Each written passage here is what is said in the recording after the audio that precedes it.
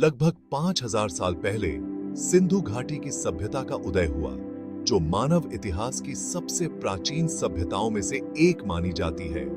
यह सभ्यता न केवल अपने नगरों की उन्नत योजना और व्यापारिक नेटवर्क के लिए जानी जाती थी, बल्कि एक गहन आध्यात्मिक परंपरा की शुरुआत के लिए भी महत्वपूर्ण थी। यहीं से एक अनोखा आध्यात्मिक और सांस्कृतिक यात्रा शुरू हुई, जिसे आज हम हिंदू धर्म के नाम से जानते हैं।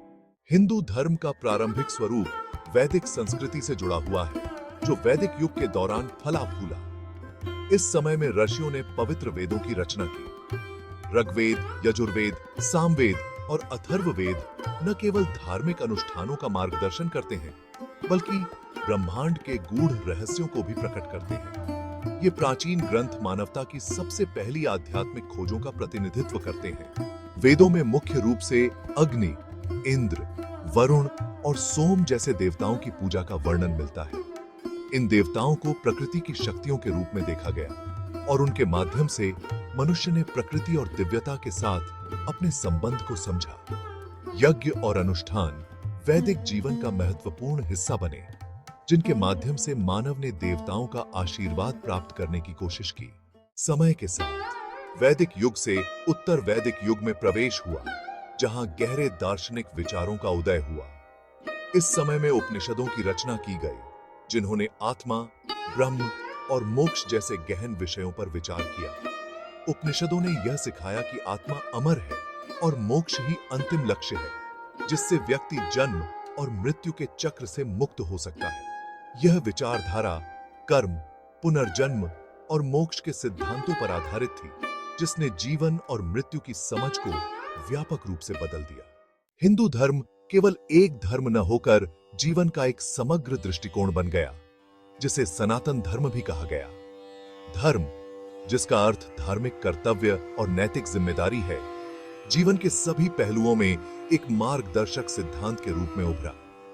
हर व्यक्ति, चाहे वह राजा हो या सामान्य नागरिक, अपने धर्म का पालन करके समाज में संतुलन और समरसता बनाए रखने का प्रयास करता था।